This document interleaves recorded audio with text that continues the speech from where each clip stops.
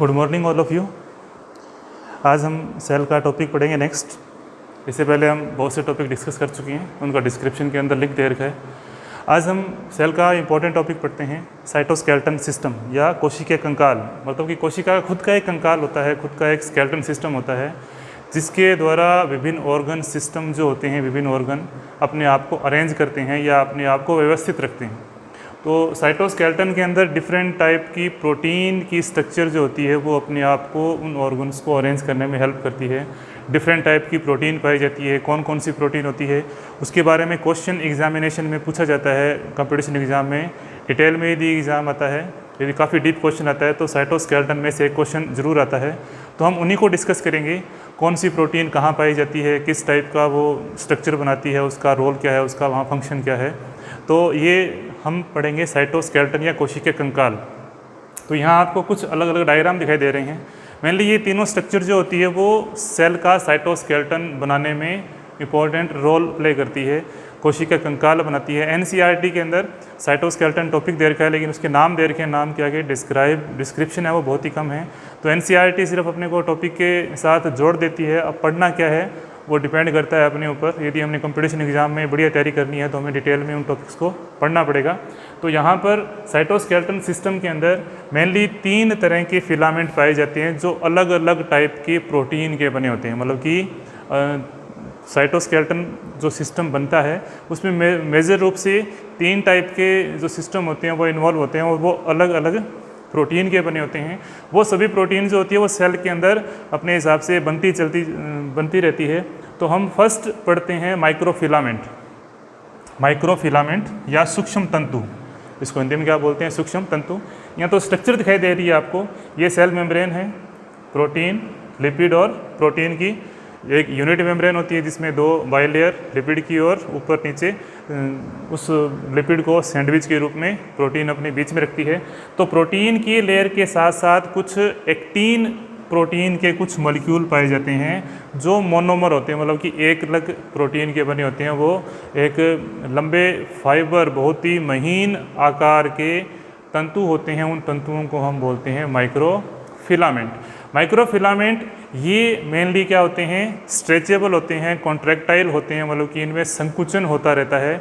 तो ये उन अंगों में पाए जाते हैं या उन सेल्स में पाए जाते हैं जो सेल्स लगातार कॉन्ट्रैक्ट या रिलैक्स होती रहती है, उसमें संकुचन और शीतलन लगातार चलता रहता है। तो इस प्रकार के फिलामेंट जिसके अंदर सेल को लगातार मूवमेंट करनी पड़ती है, तो मेनली मसल सेल के अंदर ये सबसे अधिक पाई जाती है। एक्टिन प्रोटीन होती है। एक्टिन प्रोटीन को हम बलजनक प्रोटीन भी कहते हैं क्योंकि ये हमारे मसल्स को पावर या स्ट्रेंथ प्रोवाइड करती है और इसी के द्वारा क्या होते हैं वो प्रोटीन जो होती है वो उसको हिलाने का काम करती है या स्ट्रेसफुल कंडीशन में काम करती है, मतलब कि स्ट्रेस फाइबर बोलते हैं उसको। एक साइटोस्केलेटन है। फिर ये मेम्ब्रेन प्रोटीन, क्योंकि ये मेम्ब्रेन के साथ जुड़ी होती है, इसको मेम्ब्रेन प्रोटीन भी बोलते हैं। मतलब कि इसको क्या बोलते हैं हम, मेम्ब्रेन प्रोटीन, क्योंकि ये सेल मेम्ब्रेन के साथ अपने आप को अटैच रखती है। जो भी सेल्स होगी उसके साथ अपने आप को अटैच रहेगी, जिसके कारण सेल मेम्ब्रेन को भी कुछ एक्स्ट्रा मजबूती मिलेगी। इसके साथ साथ ये हमने पढ़ा था सूडोपोडिया का निर्माण करती है सेल मेम्ब्रेन। कम किसमें, जैसे इस प्रकार का ये अमीबा है। अमीबा क्या करती है, इस तरह से सूडोपोडिया, ये न्यूक्लियस है इसका, ये अमीबा की सेल है। तो ये सूडोपोडिया बने, ये क्या बने, सूडोपोडिया, आभासी पैर, सूडोपोडिया बने। तो इसके निर्माण के लिए भी क्या करते हैं, ये एक्टिन प्रोटीन जो होती है वो मेम्ब्रेन को फोल्ड करने में या उसे थोड़ा बहुत आकार में परिवर्तन करने में हेल्प करती है। तो अमीबा और ल्यूकोसाइट हमने पढ़ा था कि इन दोनों के अंदर सेल मेम्ब्रेन क्या बनाती है, सूडोपोडिया। तो वो मेनली रोल किसका होता है, एक्टिन प्रोटीन का होता है। माइक्रोविलाई को हिलाने डुलाने का काम करती है क्योंकि सेल मेम्ब्रेन है। ये सेल मेम्ब्रेन के ऊपर इस प्रकार से हमने स्ट्रक्चर देखी थी माइक्रोविलाई की, जिसके अंदर इस प्रकार से इसके ऊपर जो होती हैं वो फूड को ऑब्जॉर्व करने की कैपेसिटी बढ़ा देते हैं। तो इनके मूवमेंट में भी यहाँ पर इस मेम्ब्रेन के ऊपर एक्टिन प्रोटीन जो होगी वो उसे थोड़ा मूवमेंट करने में हेल्प करेगी। मेनली ये मस्कुलर प्रोटीन बोलते हैं इसको, एक्टिन मस्कुलर प्रोटीन मसल्स के अंदर पाई जाती है। तो इस तरह के फिलामेंट जो होते हैं वो मोनोमर होते हैं, एकलक होते हैं और बहुत ही महीन बारीक संरचना होती है और उन्हें हम बोलते हैं माइक्रोफिलामेंट। और ये सेल मेम्ब्रेन के साथ अपने आप को अटैच रखती है और मस्कुलर ऑर्गन, मूवमेंट करने वाले ऑर्गन जिसमें स्ट्रेच होता रहता है, कॉन्ट्रैक्ट होता रहता है लगातार, उन ऑर्गन्स में ये पाए जाते हैं। तो ये है माइक्रोफिलामेंट जो इन साइटोस्केलेटन का मुख्य पहला पार्ट है। दूसरा पार्ट आपको यहाँ दिखाई दे रहा है, इसको हम बोलते हैं माइक्रोट्यूब्यूल्स। इन्हें क्या बोलते हैं हम? माइक्रोट्यूब्यूल्स। ये मोस्ट इंपॉर्टेंट होता है, इनमें पाई जाती है tubulin protein. Tubulin protein, tubulin protein मतलब कि इसमें एक्टिन प्रोटीन है और इसमें ट्यूब्यूलिन प्रोटीन है। मेजर डिफरेंस है ये साइटोप्लाज्म के अंदर पाई जाती है। इसका मेम्ब्रेन के साथ कनेक्शन बहुत कम होता है, मेम्ब्रेन के साथ कनेक्शन एक्टिन प्रोटीन का होता है। ये साइटोप्लाज्म के फंक्शंस को कंट्रोल करती है, मतलब कि साइटोप्लाज्म में बहुत से फंक्शन होते हैं। जैसे सेल डिवीज़न जब होता है, सेल डिवीज़न के समय स्पिंडल फाइबर की फॉर्मेशन करेगा। सेल डिवीजन में स्पिंडल फाइबर तर्कुतंतुओं का निर्माण करेगा। इसके साथ साथ जब क्रोमोसोम सेंट्रोमियर के द्वारा उस मिडल लेमिला पर या उसके मिडल प्लेट के ऊपर जब कोशिका की मध्य अवस्था में आकर मेटाफेज के अंदर आकर क्रोमोसोम जब अरेंज हो जाते हैं तो उनको फिर एनाफेज मूवमेंट के अंदर, मतलब कि सेल डिवीजन जब होता है तो क्रोमोसोम जो होते हैं वो दो विपरीत ध्रुवों की तरफ मूवमेंट करते हैं। तो उनकी मूवमेंट करने के लिए भी माइक्रोट्यूब्यूल जो होते हैं मेजर रोल प्ले करते हैं। उनके अंदर कुछ फाइबर्स होते हैं, उससे कुछ प्रोटीन जो होती है ट्यूबुलिन प्रोटीन, वो उनको मूवमेंट करने में हेल्प करती है। तो ये मेनली सेल के अंदर विभिन्न फंक्शंस को परफॉर्म करने में, सेल डिवीज़न करने में, स्पिंडल फाइबर बनाने में इसका मेजर रोल प्ले होता है। और इसको बनाने के लिए विशेष टाइप की ट्यूबुलिन स्ट्रक्चर पाई जाती है। ये ट्यूबुलिन प्रोटीन होती है जिसको हम MTOC, सेल के अंदर विशेष टाइप का एक सिस्टम होता है, micro tubular organising complex. Micro tubular organising complex, बहुत से ट्यूबुलिन प्रोटीन होती है, अपने आप को ज्वाइंट करती रहती है और एक माइक्रो ट्यूब्यूल स्ट्रक्चर बनाती है। ये बहुत कॉम्प्लेक्स स्ट्रक्चर होती है और कॉम्प्लेक्स स्ट्रक्चर इसलिए है क्योंकि माइक्रो ट्यूब्यूल के द्वारा ही सेंट्रियोल का निर्माण होता है, फ्लैजिला का निर्माण होता है, सीलिया का निर्माण होता है। तो वो स्ट्रक्चर हम नेक्स्ट टॉपिक में पढ़ेंगे, उनकी स्ट्रक्चर कैसे बनती है। तो ये मेजर रोल प्ले करती है किसमें? सीलिया में, फ्लैजिला में और सेंट्रियोल। तारक काय को बनाने में भी इसका महत्वपूर्ण रोल प्ले होता है, जो सेल डिवीज़न के अंदर अपने आप को पार्टिसिपेट करता है। तो उसकी पूरी तीनों की स्ट्रक्चर है वो हम अलग से वीडियो डालेंगे तो वहाँ पढ़ेंगे। अभी ये समझ लो कि ट्यूबुलिन प्रोटीन का काम क्या होता है। ट्यूबुलिन प्रोटीन सभी तरह के साइटोप्लाज्मिक फंक्शन, साइटोप्लाज्मिक मूवमेंट, जो भी मूवमेंट होती है सेल के साइटोप्लाज्म में, उस तरह की मूवमेंट को क्या करती है, ये कंट्रोल करती है। चाहे सेल डिवीज़न के संबंधित हो या और भी दूसरे मूवमेंट करने हो तो उसके लिए ट्यूबुलिन प्रोटीन के इस माइक्रोट्यूब्यूल्स का रोल होता है। इसमें ट्यूबुलिन प्रोटीन पाई जाती है और उसको बनाने वाला सिस्टम सेल के अंदर मौजूद होता है। बहुत से छोटे छोटे ट्यूबुलिन प्रोटीन जो होती है अपने आप को अरेंज करती रहती है। उस सिस्टम को हम बोलते हैं micro tubular organising complex, MTOC।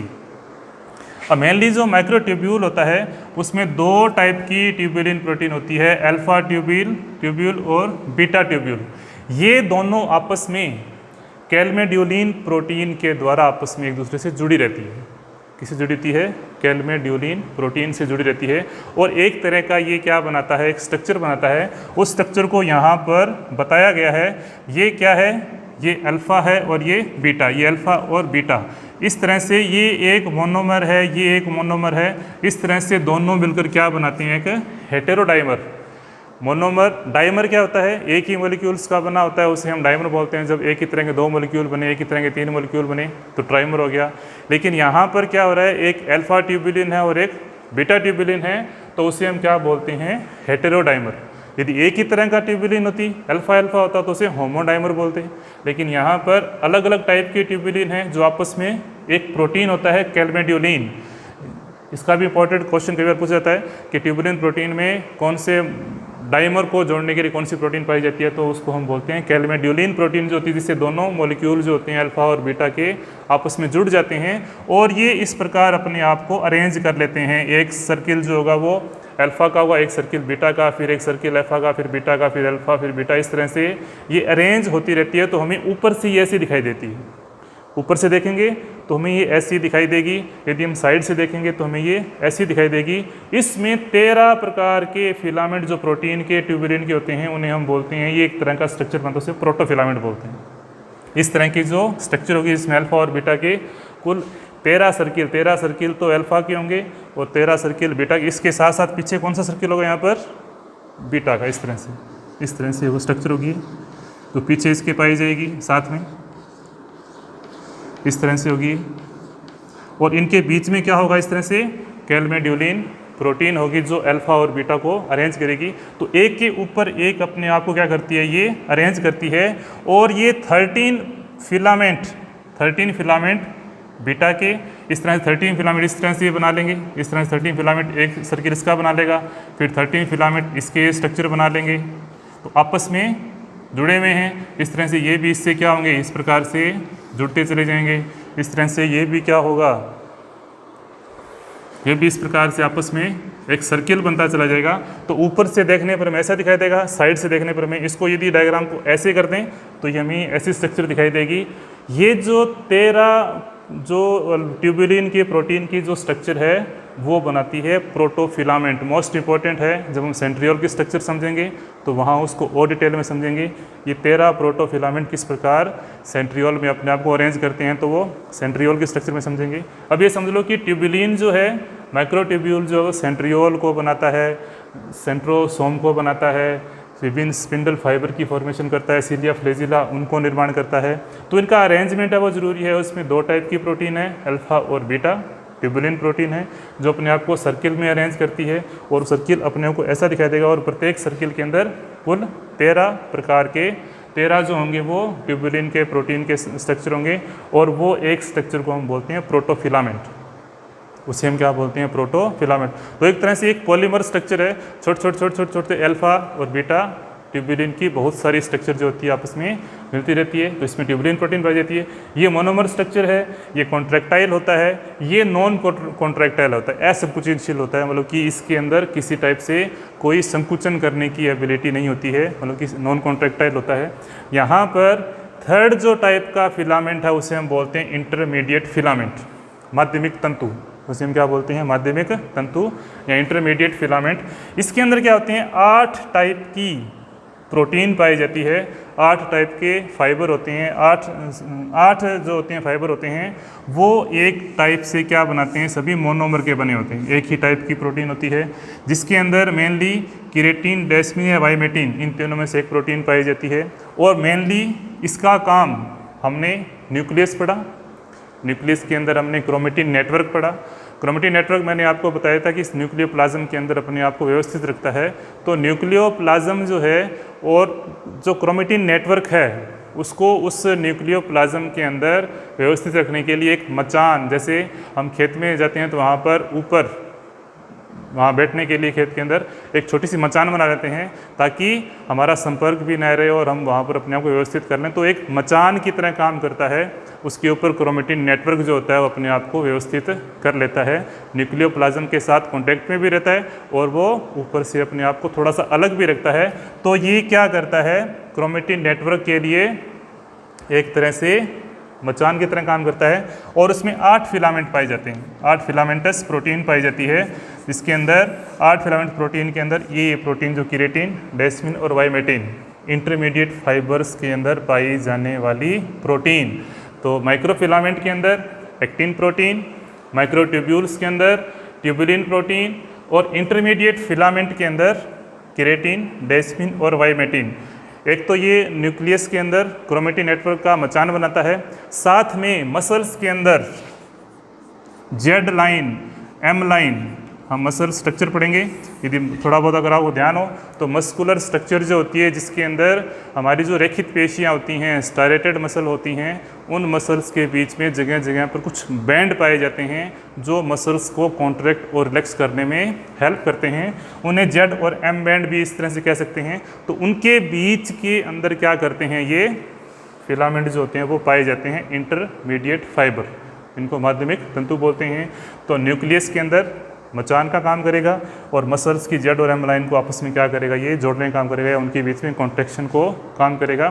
तो ये है हमारा मेनली साइटोस्केलेटन सिस्टम, जो अलग अलग प्रोटीन की बनी होती है और उसके अलग अलग फंक्शंस हैं। मेनली ये दोनों मस्कुलर प्रोटीन बोली जाती है और इसको हम बोलते हैं साइटोप्लाज्मिक प्रोटीन, या हम इसको बोलते हैं, ये दोनों हैं मेम्ब्रेन प्रोटीन, मेम्ब्रेन के अंदर होंगे, सेल मेम्ब्रेन के साथ अटैच होंगे, जबकि इसको हम बोलते हैं साइटोप्लाज्मिक प्रोटीन, साइटोप्लाज्म में पाए जाते हैं। ये ट्यूबुलिन प्रोटीन है, ये एक्टिन प्रोटीन है, और इसके अंदर 3 डिफरेंट टाइप की प्रोटीन होती है जो मस्कुलर स्ट्रक्चर के अंदर जेड और एम लाइन को जोड़ने का काम करती है। उसको हम बोलते हैं हेटेरोट्रोपिक, मतलब कि हेटेरो प्रोटीन बोलते हैं। 3 अलग अलग प्रोटीन होगी, विषम अलग अलग टाइप की होगी, तो उसे हम हेटेरो, यदि सभी सेम प्रकार की होती है तो हम क्या बोलते हैं उसको होमो प्रोटीन। इस तरह से ये एक्टिन है, एक ही टाइप के फाइबर का बना होता है। इसमें अलग अलग जो फाइबर होते हैं वो 8 फिलामेंट होंगे, वो इन प्रोटीन के बने होंगे। तो ये है हमारा साइटोस्केलेटन सिस्टम। नेक्स्ट टॉपिक में हम डिस्कस करेंगे माइक्रोट्यूब्यूल के द्वारा बनने वाली स्ट्रक्चर, सेंट्रियोल, फ्लैजिला और सीलिया कैसे बनती है, उनमें ये प्रोटोफिलामेंट किस प्रकार से अरेंज होते हैं।